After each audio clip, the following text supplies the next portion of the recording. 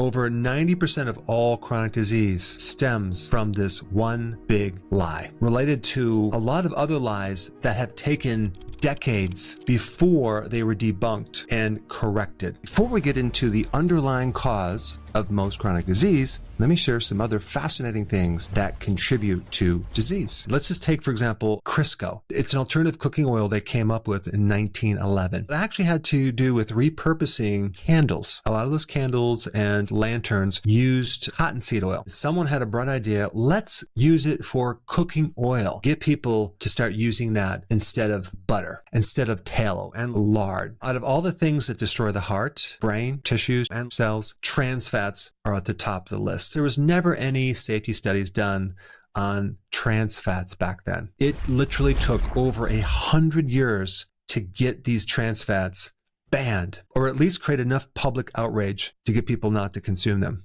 Asbestos. All the insulation in your house, we used to use asbestos. That took 90 years to get that off the market. What about DDT? It's a very, very toxic pesticide. That took 30 years. Yeah, the whole DDT thing didn't work out, but you know what's even better than that? Glyphosate, Roundup Ready. Initially, it was used to clean out pipes. Let's use it as a weed killer. How about that? Then we have fluoride, which is still being used in the water supply, and it's in our toothpaste as something to prevent cavities. Do you realize where fluoride came from? The aluminum industry. Someone had this bright idea. Oh, I have a great idea. Let's put it in the water supply.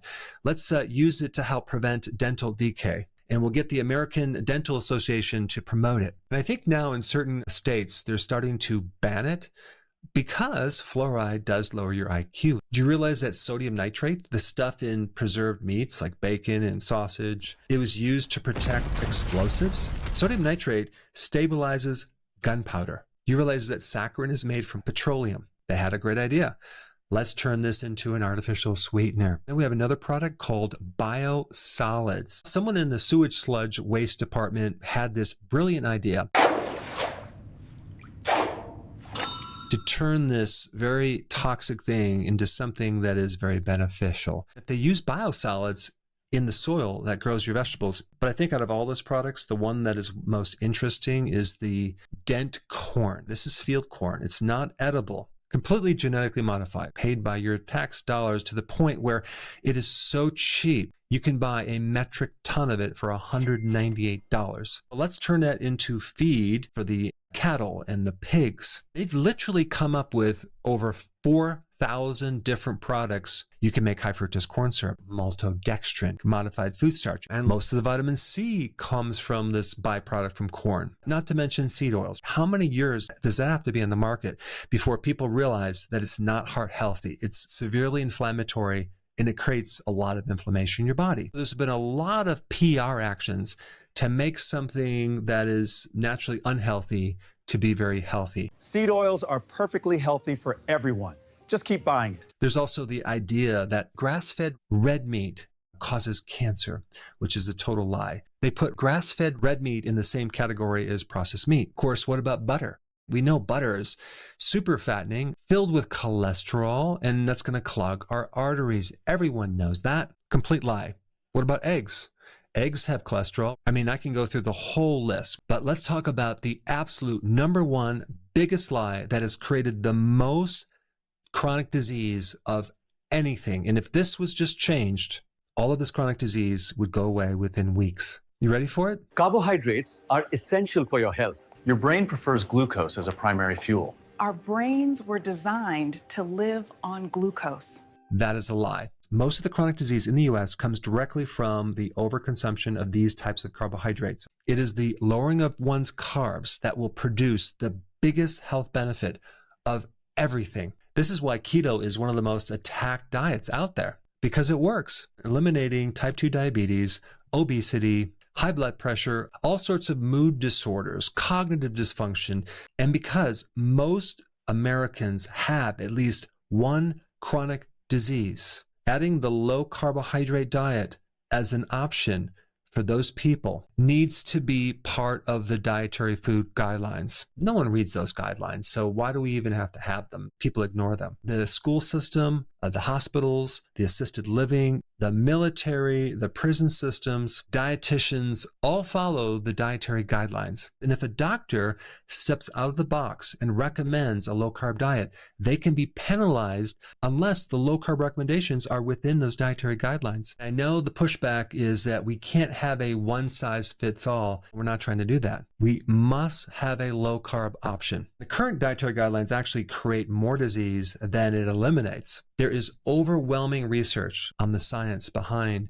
doing low carb, especially as it eradicates chronic disease. I'm going to put that link right down below in a little booklet that we created. Thanks for watching, and I will see you in the next video. Hey, before you leave, I just wanted to give you a little quick history on some of the books that I wrote. This was one of the first books. It's called Dr. Berg Body Shapes. It was my attempt at writing about body types. What was very interesting about this book is I actually did all the images myself. Don't ask me why. They look actually not quite as professional as some of the images that I have in the new book. But anyway, this is my first attempt right here called Dr. Berg's Body Shape Diets. And then I wrote a book more extensive called The 7 Principles of Fat Burning. I don't even have a copy anymore, actually, because it's outdated. The next book, I put about 1,000 hours into this one right here called The New Body Type Guide. Major updates on the body types. I put a lot of energy into this. It has professional images, graphics, all sorts of things. Now, the problem with this book is it doesn't really describe what this is really about. Body types are only a small portion of what's in this book. And that's why I changed the name to the Healthy Keto Plan, okay? If you happen to have this book, you don't really need this book because there's only very, very minor updates. But if you don't have this, you need to get this one right here. This book goes into every single detail that you would ever want to know about. It goes into the 7 principles of fat burning. It goes into hormones, the body types, the basic keto plan. It goes into intermittent fasting. I talk about the 10 fat-burning triggers and blockers and fat-burning strategies with a lot of details in every single chapter. I go into body issues that interfere with losing weight. There's very few people that just have a weight problem. They have a lot of body issues, whether it's sleeping problems, stress problems, inflammation, menopause. I cover that extensively in this book. Then I talk about how to get rid of stress, and I show you a technique. Then I get into exercising. And then I have a lot of really good recipes in this book as well. So this is a good reference guide. On my website, if you get this book, you get this one free. It's called Healthy Keto and Intermittent Fasting. This is the shortcut, quick guide to this book. And the reason I created this book is to have you, within 45 minutes, learn how to do keto, okay, in intermittent fasting, exactly what you need to do. Then you can fill in the blanks with this book right here. So right now I'm doing a special. If you get this book, you get this one totally free, or you can go to Amazon and get these individually. So I just want to clarify the difference between this book and this updated one right here. If you don't have this, you need to get this right here. That way you can get the exact correct information to do it healthily.